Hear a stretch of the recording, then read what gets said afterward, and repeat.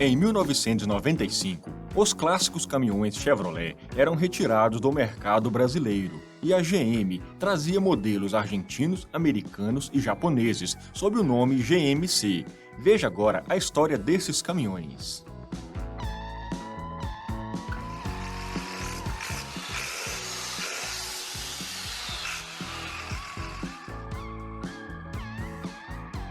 Em 1995, a Chevrolet encerrava a fabricação de seus caminhões no Brasil, cujo primeiro modelo nacional havia saído da linha de montagem em 1958 e passado pela última reformulação em 1985, sucumbindo à concorrência acirrada e atualizada de Volkswagen Caminhões, Ford e Mercedes.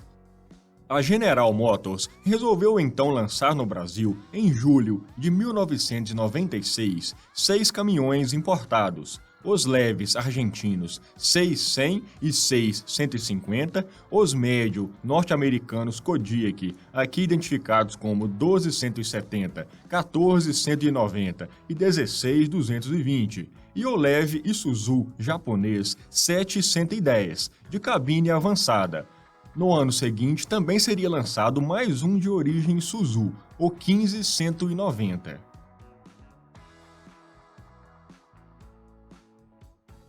Os caminhões com a marca GMC estiveram presentes no Brasil importados na década de 50, como os modelos 670, 930 e 950, que eram equipados com motores Detroit Diesel de 2 tempos, também de propriedade da GM.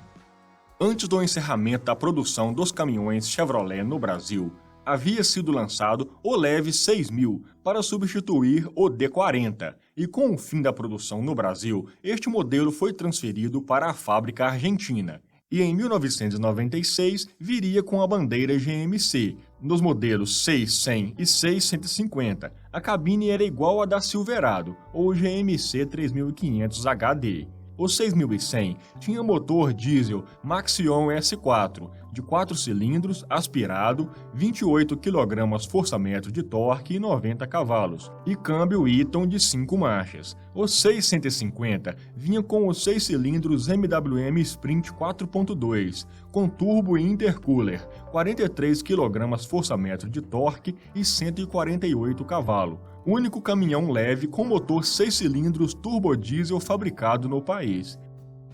Dentre todos os caminhões GMC que a GM oferecia no Brasil, apenas estes utilizavam motor de fabricação nacional. Um dos fatores que levou a GM a encerrar no Brasil os modelos Chevrolet foi a grande perda de mercado, causada principalmente pela falta de atualização dos caminhões, que não seguiam a tendência das cabines avançadas.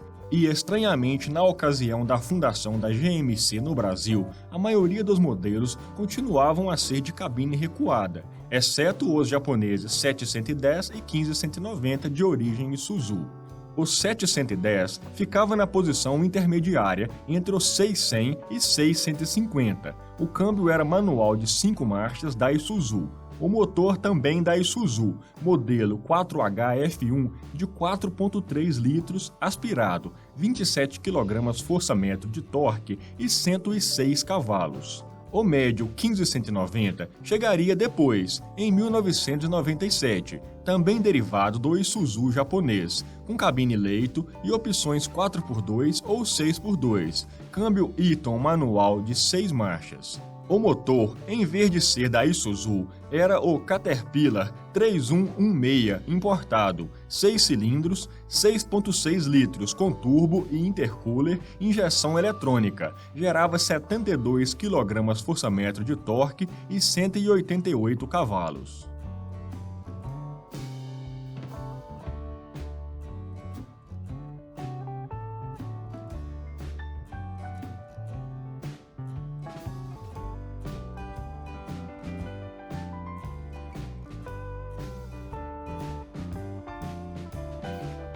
Os modelos norte-americanos Kodiaq trazidos também eram de cabine recuada. Os modelos eram 12-170, 14-190 e 16-220.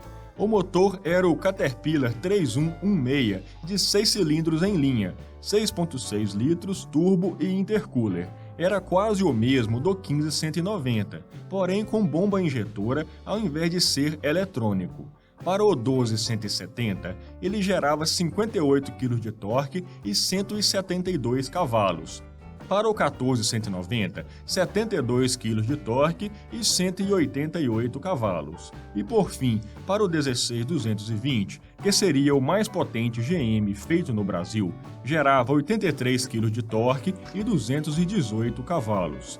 O 16220 também era oferecido em versão 6x2.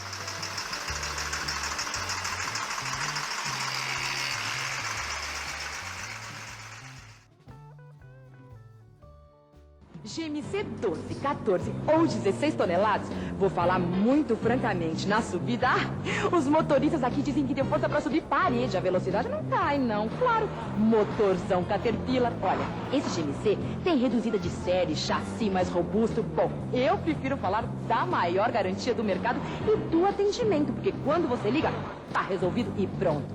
Francamente, gente, caminhão é GMC, fica essa diferença. Em maio de 1997, já tendo sido vendidas 2.200 unidades importadas, foi inaugurada a nova fábrica de caminhões de São José dos Campos. Na oportunidade é que foi lançado o 15190 descrito anteriormente e iniciada a nacionalização dos diversos modelos, primeiro os leves e médios convencionais e no ano seguinte o recém-chegado 15190. Tratava-se, no entanto, de uma nacionalização quase que de fachada, com elevado percentual de componentes importados. Para o leve Isuzu 710, continuavam vindo do Japão o motor e a cabine, completa e pintada, enquanto os médios Kodiaq recebiam componentes argentinos e motores turbo-intercooler Caterpillar, parcialmente nacionais, montados pela Maxion brasileira. Para o 15190, além do motor Caterpillar americano parcialmente nacionalizado, vinha chassis dos Estados Unidos e cabine do Japão, ambos totalmente montados. A linha GMC nacional foi exibida em 97. Foi anunciado que a empresa desenvolvia estudos para a construção de chassis de ônibus com motor dianteiro e traseiro e até caixa automática, a serem lançados até o final do ano seguinte. Os chassis GMC jamais foram lançados e no lugar deles, no final de 98, completando a linha, a empresa passou a importar do Japão mais um Isuzu, o Leve 590, para 3,1 toneladas, com motor Isuzu 4J G2 a diesel de 3,1 litros, 19 kg de torque e 83 cavalos. Previa-se sua montagem no Brasil a partir do final de 99, o que não veio a ocorrer. Sempre confiando nas importações, a GM chegou a expor na 12ª Fenatran, em 1999, mais 2 modelos Isuzu japoneses. No ano 2000, foi anunciada a linha GMC 2001 de caminhões médios, limitada aos 3 modelos convencionais, com alterações estéticas. Também esteve presente no Brasil a picape GMC 3500 HD, porém sendo vendida por apenas um ano, já que seria retirada de linha na fábrica argentina, sairia do mercado brasileiro juntamente com a Silverado. O fim dos caminhões GM no Brasil foi marcado por erros estratégicos. Primeiramente, a desnecessária criação da GMC do Brasil, ao invés de continuar a usar a marca Chevrolet. Talvez a intenção fosse dar uma aparência maior de renovação, uma vez que os velhos Chevrolets já haviam declinado muito no mercado devido à falta de atualização competitiva frente aos concorrentes. Outro ponto decisivo foi o uso de motores Caterpillar e Isuzu importados, enquanto a concorrência utilizava MWM e Cummins com fabricação e ampla assistência técnica no Brasil. O Caterpillar tinha boa reputação nos Estados Unidos, mas no Brasil a manutenção se mostraria muito cara. Mesmo problema enfrentado pelos Isuzu, motores com fama de robustez, porém com assistência técnica deficiente e cara no país. A situação ainda foi agravada pela desvalorização do real no final da década, impactando diretamente nos produtos quase todos importados. Em 2001, a GMC esteve presente na 13ª Fenatran, onde deu ênfase à linha convencional leve, apresentando-a em diversas versões. Porém, esta foi a última aparição pública da marca. Menos de 2 meses depois, a General Motors comunicou oficialmente o encerramento definitivo da produção de caminhões no Brasil. Os vários exemplares GMC no Brasil continuaram trabalhando. A maioria, ao longo do tempo, teve a mecânica original substituída por convencionais fabricados no país. E até hoje a marca não voltou a oferecer produtos deste tipo no país, enquanto teve continuidade nos países de origem.